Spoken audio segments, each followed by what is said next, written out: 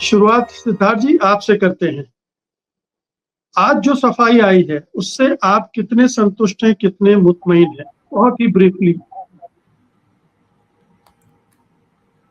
मुकेश जी, सवाल हमारे संतुष्ट होने ना होने का नहीं है।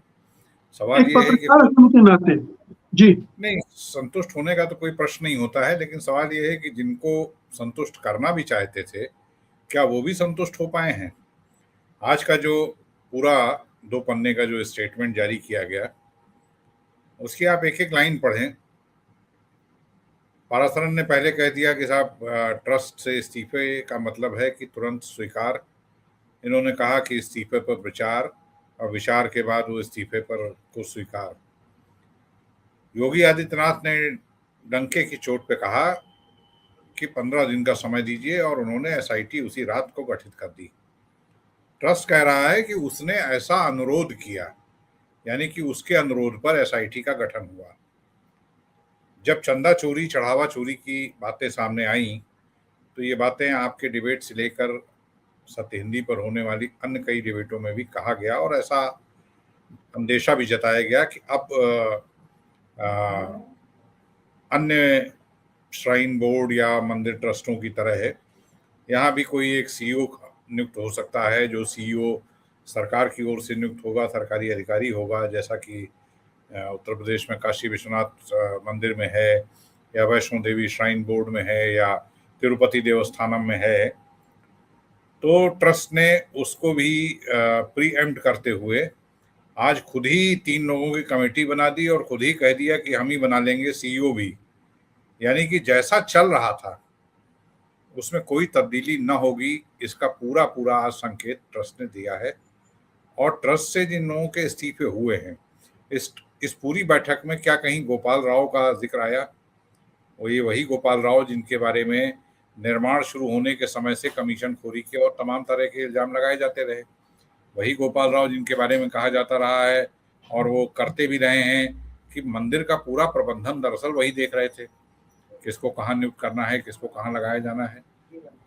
ये भी कहा जाता रहा कि गोपाल राव की नियुक्ति सीधे संघ के दूसरे नंबर के जो सबसे प्रमुख नेता हैं उनके कहने पर की गई और वो उस तरीके से एक उस अथॉरिटी के साथ काम कर रहे थे। तो ट्रस्ट की आज की जो बैठक है, ये इसको आप एक आई वॉश कह सकते हैं और ये बिल्कुल उन्हीं लाइनों पर हुआ कि 8 लोग पकड़ लिए गए हैं। जब नृपेंद्र मिश्रा ने कहा कि 1500 लोग संघ ने अपने वहां पर भर्ती कर दिए और जिनकी भर्ती चंपत राय जी के कहने पर हुई, तो 1400 में 1500 में से 8 लोग चले गए। 1492 तो वही लोग हैं। उन 1492 में कोई नए 8 लोग रिप्लेस करेंगे, तो पूरे उस ढर्रे से कहीं बदलने की कोई कवायद नहीं दिखती है, कोई पश्चाताप नहीं दिखता है। पूरे लेकिन ये बताएं कि ये जो सफाई आई है कि उन्होंने कुछ चढ़ावे की चीजें प्रदर्शित कर दी कि देखिए, ये आरोप लगा था कि काकभूषुंडी जी गायब हो गए हैं, ये आरोप लगा था कि वो सोने से मढ़ी हुई जो रामायण है, रामचरितमानस है, वो गायब हो गई है, उसकी रसीद नहीं दी गई, लेकिन वो तो अब सब प्रस्तुत कर दी है। तो क्या ये कन्विंसिंग नहीं लगता है कि ये चीजें मौजूद थी उनके पास, या आपको लगता है कि 1 महीने में ये बटोरी गई? देखिए, ये कौन कह सकता है कि कितनी चांदी चढ़ाई गई थी, क्या उसका कोई वजन किया गया?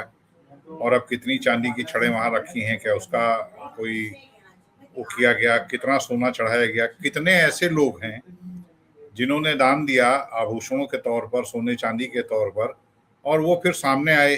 क्या सारे के सारे लोग आए? जाहिर सी बात है कोई 1-2% लोग, जो कुछ ताकतवर लोग रहे होंगे, जिन तक मीडिया पहुंच पाया होगा या जो खुद मीडिया तक पहुंच पाए होंगे, उन्होंने आकर सामने कहा होगा। तो उनकी चीजें, उनमें से कुछ चीजें आज प्रदर्शित कर दी गई, लेकिन बहुत सारे ऐसे लोग होंगे जिनकी चीजें प्रदर्शित भी नहीं हुई हैं, जिनकी चीजों का कोई रिकॉर्ड भी नहीं है, जिनके वजन का कोई रिकॉर्ड नहीं है, कितना कहाँ गया है उसका कोई रिकॉर्ड नहीं है। बहुत से लोगों को मैंने अपनी आंखों से देखा है, उसी दान पात्र में डाल देते हैं। कोई रामचंद्र जी के लिए बनवाई गई चांदी की करगनी डाल दे रहा था, कोई पायल डाल दे रहा था। मैं उद्घाटन के समय से ध्वजारोहण तक कई बार जाता रहा हूँ।